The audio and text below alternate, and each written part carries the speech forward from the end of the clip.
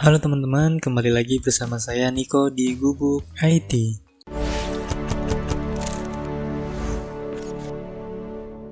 Pada video kali ini kita mau belajar tentang tipe data pada bahasa pemrograman PHP. Bagi teman-teman yang baru mampir ke channel Gubuk IT, di video sebelumnya kita sudah belajar yang video pertama, cara menampilkan PHP di web browser menggunakan Exam. Teman-teman bisa lihat dulu videonya di deskripsi. Saya cantumin listnya untuk video yang pertama tadi dan video yang kedua untuk belajar variabel dan konstanta pada bahasa pemrograman PHP. Nah, pada video kali ini kita mau belajar tipe data pada bahasa pemrograman PHP. Oke, langsung aja ya teman-teman. Dalam bahasa pemrograman PHP, tipe data itu ada 7 ya teman-teman. Yang pertama ada string, integer, float, boolean, array, object, dan juga null. Ini maksudnya apa sih? Nah, nanti saya mau ngejelasin satu-satu mulai dari string sampai ke tipe data null. Yang pertama, string. Tipe data string adalah tipe data yang berbentuk teks, dan untuk cara penulisan tipe data string diletakkan di tengah-tengah tanda petik. Teman-teman gak usah bingung karena nanti setelah penjelasan ini kita langsung praktek untuk membuat string dan tipe data lainnya. Diawali dengan tanda petik dan diakhiri dengan tanda petik juga. Nah, berikut ini contoh penulisan tipe data string di PHP. Kalau mau ikut coba, teman-teman bisa buka dulu Visual Studio Code-nya atau kode editor yang teman-teman pakai. Bisa pakai Sublime Text ataupun Notepad++ juga bisa. Nah, di sini saya sudah membuat file tipe data PHP. Ini kalau kita jalanin, ini tipe data PHP ini masih kosong ya teman-teman. Cuman ada header H1 belajar tipe data PHP. Di sini juga saya udah urutin semuanya contoh-contoh tipe datanya, jadi nanti kita bisa langsung belajar satu-satu ya teman-teman. Nah, yang pertama tadi kita lagi membahas masalah tipe data string. Nah, di sini saya sudah membuat variabel yang dimana variabel string ini isinya adalah usia saya sekarang 23 tahun.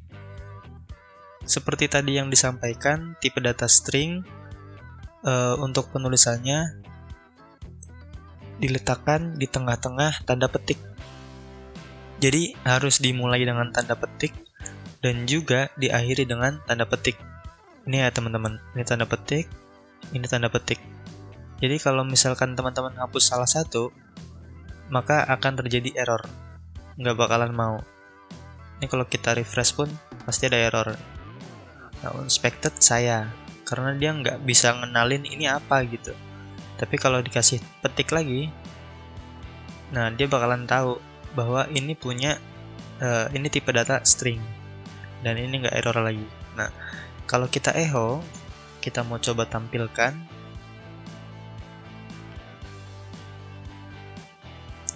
maka akan tampil usia saya sekarang 23 tahun. Gimana kalau misalkan isinya nomor? Kayak gini. Kan ini juga tampilnya angka ya, teman-teman. Ini tetap dianggap string. Karena apa? Karena diawali dengan petik dan juga diakhiri dengan petik, atau katakanlah dibungkus dengan tanda petik. Itu tipe data string, walaupun isinya adalah angka. Ya, teman-teman. Entah itu angka, entah itu karakter atau apapun itu. Yang dibungkus dengan tanda petik itu adalah string. Oke ya teman-teman. Oke, kita lanjut. Yang kedua ada tipe data integer. Nah, tipe data integer ini adalah tipe data yang berbentuk angka yang berbentuk bilangan asli atau bilangan bulat. Kayak tadi yang saya jelasin ya teman-teman. Walaupun tipe data string isinya adalah angka, maka tetap dianggap string. Kecuali langsung kita tuliskan bilangan asli atau bilangan bulat. Oke, kita langsung praktek. Nah, di sini saya ada dua variabel. Yang pertama ada variabel bilangan pertama, yang kedua ada variabel bilangan kedua. Seperti contoh di atas, ini ada 12, ini juga 12. Kalau kita echo yang di bawah,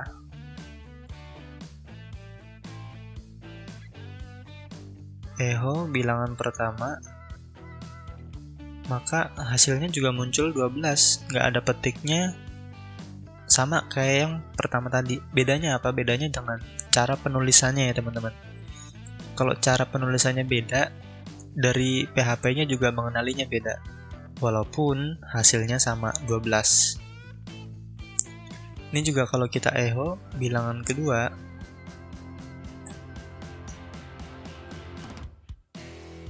nah ini kita kasih BR dulu biar kelihatan jelas ya.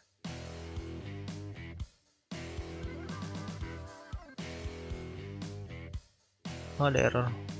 Oh, ini kita lupa tanda petik. Nah, jadi biar dia ke bawah. Nah, di sini saya echo bilangan pertama dan bilangan kedua. Dua-duanya tampil seakan-akan sama aja kayak string tadi, nggak ada petiknya juga ya. Karena petik ini bukan untuk ditampilin, hanya untuk menginisiasi bahwa ini adalah string. Dan di integer, ketika kalian nulis bilangan bulat, langsung aja nggak usah pakai string. Langsung kalian tulis isinya. Kalau kayak gini dikenali oleh PHP-nya adalah tipe data integer. Oke teman-teman, nggak beda jauh, cuman beda di penulisannya. Oke, yang ketiga ada float. Nah, tipe data float ini atau biasa mungkin teman-teman nyebut tipe data double, adalah tipe data yang berisi bilangan desimal.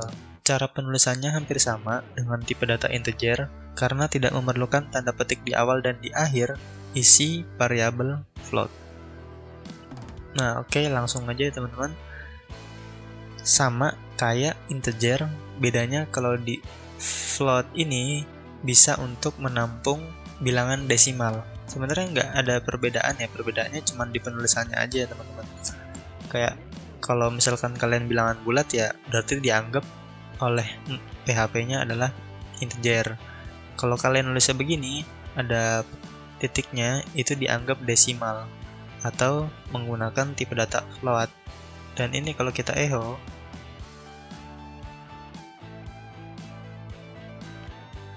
maka akan tampil 12,177. Itu ya teman-teman ya. Oke, lanjut. Ada tipe data boolean. Nah, tipe data boolean ini adalah tipe data yang hanya memiliki dua buah value atau isi, yaitu true dan false, atau 0 dan 1. True di sini yang disebut dengan 1 dan false disebut dengan 0. Jadi true itu sama dengan 1, false itu sama dengan 0. Sebenarnya sama aja ya teman-teman. Ini kayak cuman beda di penyebutannya aja. Sebenarnya sama aja, true ya 1, false ya 0 gitu. Jadi nggak ada perbedaan atau apapun itu. Nah, tipe data boolean sering digunakan untuk memeriksa ketersediaan atau memeriksa nilai kebenaran pada sebuah data. Oke, maksudnya apa? Kita langsung praktek. Nah, di sini ada tipe data boolean. Ada variabel X isinya true dan variabel Y isinya false. Coba kalau kita echo ya teman-teman. Echo X. Maka yang akan tampil, ini kita matiin dulu. Maka yang akan tampil adalah 1. Ini karena isinya adalah true. Gimana kalau misalkan yang kita echo adalah variabel Y yang isinya false? Apakah akan tampil 0? Jawabannya adalah tidak tampil apa-apa. Karena false itu dianggapnya dia nggak punya nilai, atau 0, kosong gitulah. Makanya kayak tadi di bawah disebutkan tipe data boolean sering digunakan untuk memeriksa ketersediaan nilai atau memeriksa kebenaran pada sebuah data. Jadi kalau false itu dianggapnya kosong, dia nggak ada isinya. Tapi kalau true, dia ada isinya. Oke, kita lanjut ke tipe data array.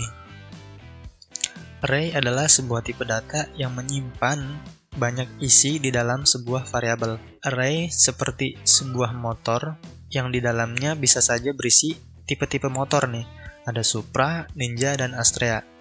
Jadi kalau biasanya di variabel itu, variabel string atau integer atau float, itu kalian cuman bisa menyimpan satu buah nilai. Nah, kalau di array, kalian bisa nyimpen banyak nilai. Gimana contohnya? Ayo kita praktekkan. Di sini saya sudah membuat variabel motor, dan isi dari variabel motor ini ada Supra, ada Ninja, ada Astrea. Nah, cara membuat tipe data array, kalian harus menuliskan array terlebih dahulu ya teman-teman. Array kurung buka, terus kurung tutup. Nah, di dalamnya ada isi dari variabel motor ini, ada Supra, ada Ninja, ada Astrea. Nah, cara menampilinya gimana ya teman-teman? Kalian nggak bisa pakai echo begini motor, karena dia nggak akan bisa. Nah, array to string conversion, dia nggak bisa baca array pakai echo begini ya teman-teman. Kalian harus pakai manggil key-nya. Caranya gimana? Pakai kotak dan tuliskan 0. 0 ini maksudnya apa? 0 ini adalah key dari sebuah value dalam array. Jadi kalau Supra ini kan dituliskan di value pertama ya, berarti key-nya di nomor 1. Nah, key di dalam array itu bukan diawali dari nomor 1, tapi dari nomor 0. Jadi kalau kita echo motor key-nya 1, maka yang akan tampil adalah Supra. Nah, kalau kita mau tampilin Ninja dan Astrea, kita tinggal ganti 0 ini jadi 1 dan 2. Nah, ini kita tambahin BR aja.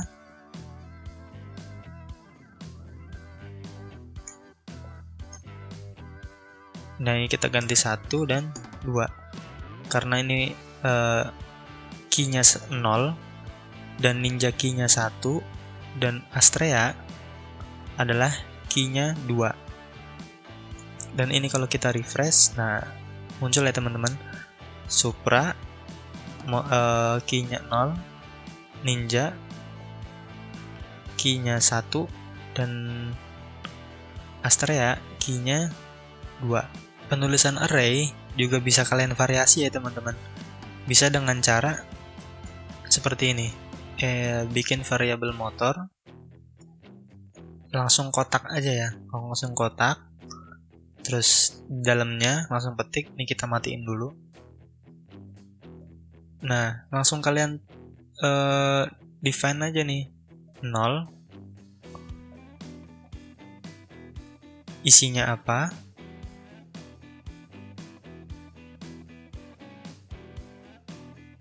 kita lanjut ke bawah, isinya Ninja, dan ini Astrea. Ini 2, ini kita tanda petik. Nah, ini kalau kita refresh sama aja ya teman-teman. Bedanya apa? Bedanya di sini kita harus mendefinisikan key-nya. Jadi ini kalau key-nya kita ganti jadi 99, yang 0 ini pasti error. Nah, undefined offset 0. Jadi key-nya ini bisa kita custom ya teman-teman. Kalau yang di atas ini kan dia key-nya otomatis karena kita langsung memberikan value-nya atau isinya di dalam array tanpa mendefinisikan key-nya. Tapi kalau dengan cara seperti ini, kita memberikan key-nya terlebih dahulu baru isi value-nya. Jadi motor 0 ini, motor key-nya 0 karena dia nggak ada, maka error. Tapi kalau 0 ini kita ganti jadi 99, ini kita save. Kalau kita refresh, maka akan balik seperti semula, menampilkan nilai si Supra ini. Seperti itu ya teman-teman. Nah, ini kita hapus dulu karena kita selanjutnya akan lanjut ke tipe data objek. Tipe data objek ini adalah tipe data yang tidak sekedar menyimpan data, tetapi berisikan juga informasi bagaimana untuk mengolah data tersebut. Maksudnya, pada tipe data-data lain seperti kayak tadi integer, float, string, hanya berisikan tipe data dia sendiri, sedangkan pada tipe data objek yang dapat berisikan tipe-tipe data lain. Sebenarnya teman-teman ya, tipe data objek ini kita harus pelajari setelah PHP dasar. Karena setelah PHP dasar itu ada namanya PHP OOP atau Object Oriented Programming. Itu PHP tingkat lanjut ya teman-teman, karena agak sedikit berat memahaminya untuk orang yang mungkin baru belajar PHP dasar untuk memahami si tipe data objek ini. Tapi nggak apa-apa ya teman-teman, karena untuk pengetahuan aja dulu supaya nanti ketika udah lanjut ke tingkat PHP OOP, teman-teman nggak pusing lagi. Maksudnya udah mengenal apa itu objek di PHP dasar ini. Nah, kita lanjut. Untuk prakteknya ada tipe data objek. Nah, tipe data objek kita harus bikin dulu nih kelasnya. Kita harus bikin kelasnya. Di dalam kelas ada metode. Nah, saya jelasin dari awal ya. Di sini ada kelas, terus ada nama kelasnya Sapa. Nah, nama kelas Sapa ini dia sebenarnya nggak mesti Sapa ya. Kayak kalian mau namain kelasnya itu adalah mahasiswa katakanlah, atau karyawan deh, karena dari awal kita udah pakai karyawan ya. Ada kelas karyawan. Nah, di sini kita buat nih satu variabel string str. Di sini masih nilainya kosong. Nah, di dalam sini kita punya metode tampung yang nge-return apa yang dilempar dari si temp ini. Dan di sini kita juga ada public, ada metode cetak yang di dalamnya ada perintah untuk menampilkan si variabel ini isinya apa. Variabel ini isinya dari lemparan tampung ini. Agak pusing ya teman-teman ya. Nah, jadi ini nggak akan jalan kalau nggak ada perintah. Jadi ini perintah kayak perintah, cuman nggak langsung jalan gitu ya teman-teman. Jalaninya gimana? Di sini teman-teman, di bawahnya, di luar kelasnya. Nah, jadi pertama kita harus membuat objek. Karena tadi Sapa ini kita ubah jadi karyawan. Nah, ini kita ubah juga jadi karyawan objeknya. Nah, ini adalah menginisiasi objek. Jadi kita harus inisiasi dulu kelasnya, kita tampung dalam variabel pesan. Dan setelah itu, kita panggil metode tampung dan memberikan sebuah nilai string hello world. Kayak tadi saya jelasin teman-teman, metode tampung ini memberikan sebuah nilai hello world. Nah, nilai hello world ini nanti akan disimpan di variabel temp. Paham ya teman-teman ya? Jadi tampung, terus kita ngasih sebuah nilai hello world ditampung di sini di variabel temp. Nah, di tampung ini suruh ngebalikin nilai str. Jadi dia ngasih nilai ke sini ke variabel ini yang isinya adalah hasil dari lemparan di variabel tampung, yaitu si temp ini. Jadi dia ngisi ke sini, ini masuk ke sini, ini untuk ngasih ke sini. Paham ya teman-teman ya? Selanjutnya, kita tinggal terpanggil nih. Kalau seperti ini sampai hello world ini kan kalau kita refresh, walaupun dia ada echo di sini, dia nggak bakalan tampil ya teman-teman. Karena apa? Karena fungsi cetaknya atau metode cetaknya ini belum kita tampilin, belum kita jalanin. Nah, kalau kita nyalain, nah dia bakalan tampil hello world string yang dia berikan di variabel tampung. Paham ya teman-teman ya? Nah, kalau ini kita rubah jadi integer lah katakanlah ya, 14 gitu. Maka yang dicetak adalah 14.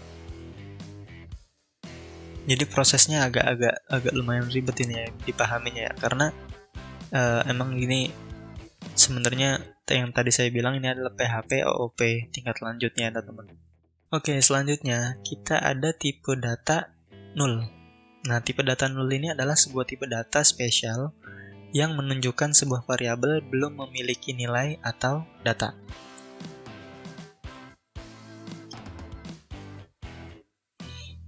Nah, di tipe data null ini saya sudah bikin, ini kita matiin dulu ya teman-teman. Nah, di tipe data null ini saya sudah bikin variabel 1. Ini juga sama. Bedanya apa? Bedanya penulisan nullnya. Ini sebenarnya sama aja ya teman-teman ya. Mau kita pakai yang ini, mau kita pakai yang ini sama aja. Nggak ngaruh. Karena fungsi nullnya tetap jalan. Nah, untuk penggunaannya tipe data null ini gimana? Nah, ini saya udah bikin contoh ya teman-teman. Nah, ini ada variabel x isinya 2. Jika x lebih besar daripada 0, maka dia akan menampilkan bisa dibandingkan karena tidak nol. Jadi maksudnya di sini kita ngecek kalau x ini bisa dibandingkan dengan 0, maka dia akan mencetak string bisa dibandingkan karena tidak nol atau tidak kosong ya. Ini kalau kita refresh, kita jalanin, nah dia muncul karena variabel x isinya adalah 2. Gimana kalau variabel x-nya isinya 0? Nah, ini dia teman-teman. Nah, ini kita matiin dulu ya teman-teman, biar nggak tampil dulu. Nah, ini tadi, jadi kan karena dia nggak bisa dibandingkan, maka hasilnya adalah kosong. Walaupun di sini ada echo ya teman-teman. Walaupun di sini ada echo karena apa? Karena x ini yang isinya variabel 0, jika dibandingkan dengan 0, maka dia hasilnya akan false atau 0. Jadi nggak akan tampil apa-apa. Karena echo ini akan muncul ketika nilainya atau kondisinya adalah true atau 1. Gimana cara kita ngecek bahwa nullnya benar atau false? Kita kasih else. Nah, if itu jika true, maka dia tampilnya ini. Kalau dia nullnya itu adalah false, kosong, maka kita tampilin false. Nah, dia bakal tampil karena nilainya false. Nilai false didapat karena variabel x adalah 0. Dia nggak bisa dibandingkan dengan integer atau 0. Gitu ya teman-teman ya, kurang lebihnya. Jangan lupa like, komen, subscribe, dan juga share ke teman-teman kalian supaya kita bisa belajar bareng di sini. Terima kasih.